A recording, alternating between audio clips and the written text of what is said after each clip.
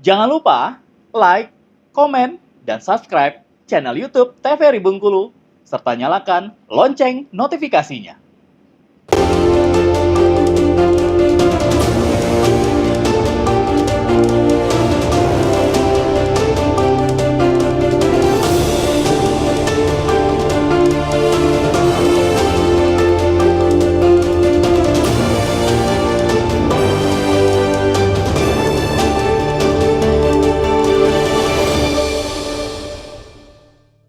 TVRI Bengkulu tentunya, dan masih bersama saya Garo Fahmi dan juga narasumber kita ada Bapak Zulfikar dan juga ada Bapak Mubarak Al-Makhrzumi tentunya, dengan tema kita mengenai makna Isra dan juga Mi'raj. Nah, tadi ada pertanyaan dari Pak Rizal tentang diperbolehkan atau tidaknya kita memperingati Isra Mi'raj. Insya Allah diperbolehkan asalkan dengan cara-cara yang baik tentunya ya Pak. Boleh silakan dilanjutkan dengan Pak Zulfikar tadi yang tertunda karena iklan, ingin cerita tentang Isra Mi'raj ini apa ini?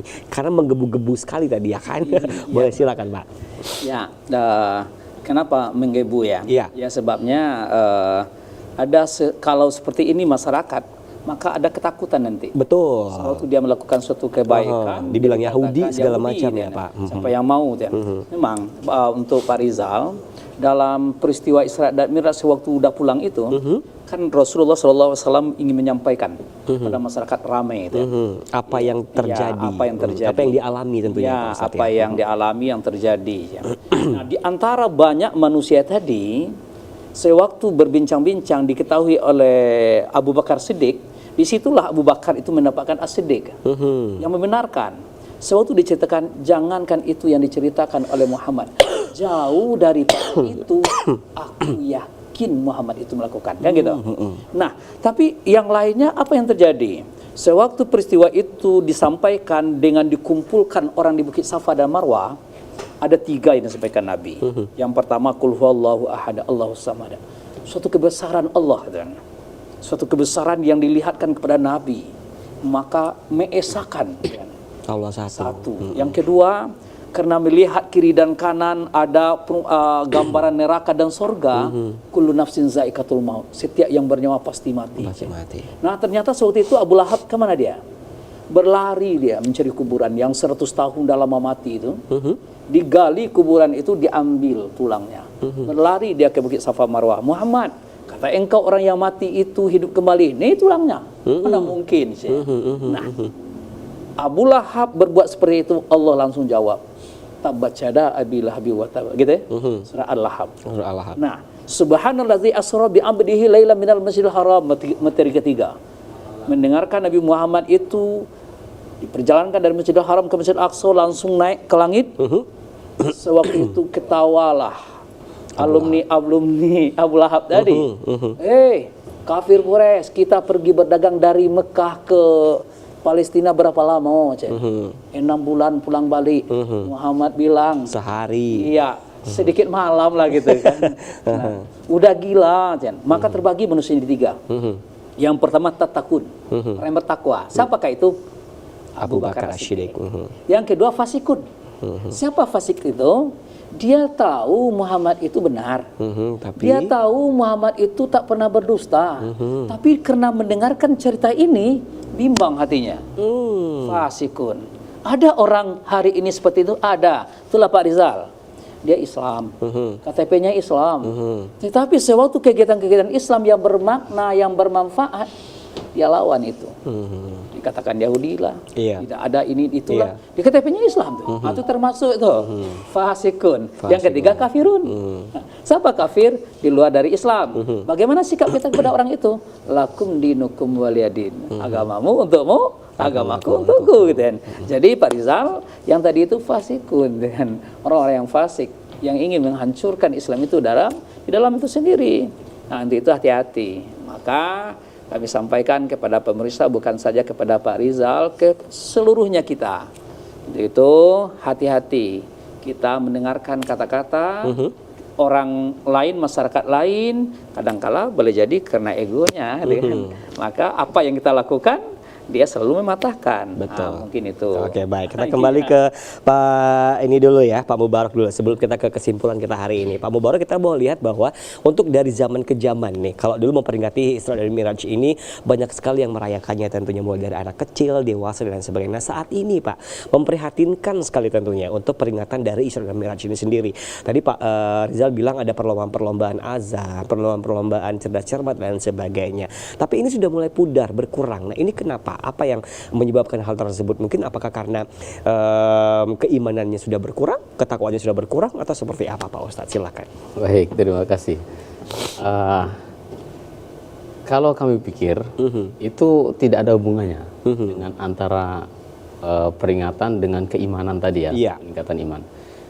Mungkin salah satu yang utama tadi yang seperti yang dirasakan Pak Rizal tadi, itu karena sudah dicap oleh orang lain, wah ini Salah pemahaman nih, Yahudi, iya. ini salah gitu kan.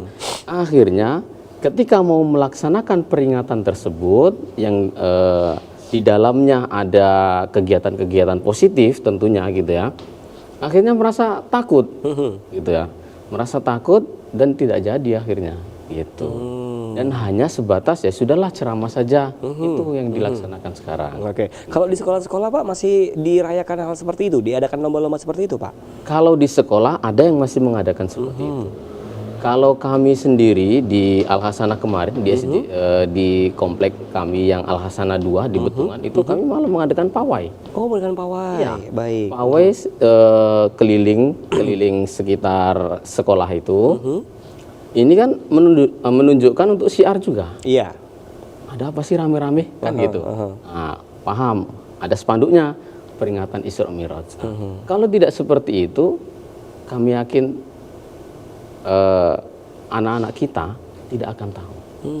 Tapi ini balik lagi Pak, kalau yang memperingati itu yang ada pawai, ada lomba dan sebagainya, ini kenapa hanya sekolah yang berdasarkan Islam? Nah, yang sekolah-sekolah negeri lainnya itu tidak memperingati Isra Mi'raj secara yang dulunya terjadi. Itu seperti apa Pak kita Baik. menyikapinya? Tentunya ini dari guru agamanya juga, Iya. gitu ya, guru agama dan didukung oleh jajaran sekolahnya. Peraturan kementerian juga boleh mungkin ya? Iya, gitu. Jadi ya kalau bukan kita yang mengenalkan kegiatan-kegiatan tersebut atau peringatan-peringatan Islam tersebut yang kita kemas dengan kegiatan-kegiatan positif, itu siapa lagi? Iya. Sedangkan ya seperti yang kita sampaikan tadi, zaman terus maju, teknologi terus berkembang. Jadi kalau tidak dikenalkan, ya otomatis tanggal merah libur apa? Iya, nggak Isra tahu. Mi'raj, kata orang. Bahkan ada juga yang nggak tahu. Oke. Kenapa libur? Nggak tahu. Tanggal merah. Nah, Kebanyakan seperti itu Pak? nah, itu. Jadi dari sekolah inilah kita mengenalkan kepada anak-anak. Jangan lupa nak, besok tanggal merah. Tanggal merahnya Isra Mi'raj. Iya. Isra Jangan Mi'raj. nanti tanggal merah apa tanggal merahnya tahun baru.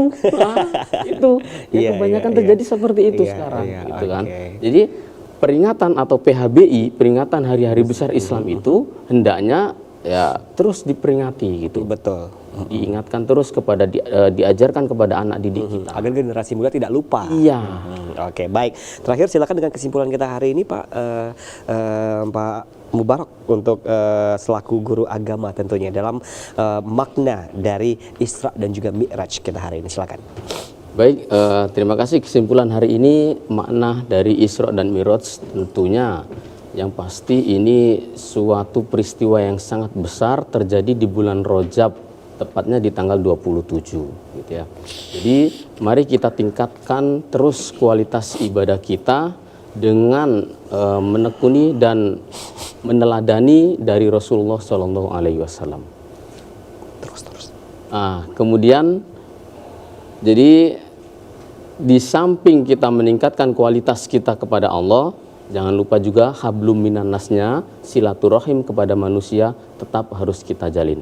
Disinilah kita nanti insya Allah menjadi hamba Allah yang selalu bertakwa, beriman, dan sekaligus insya Allah meraih ridhonya oleh Allah Subhanahu wa Ta'ala. Masya Allah, itu dia ya. Selanjutnya silakan untuk Pak Zulfikar menambahkan untuk kesimpulan kita hari ini mengenai Isra dan juga Mi'raj tentunya.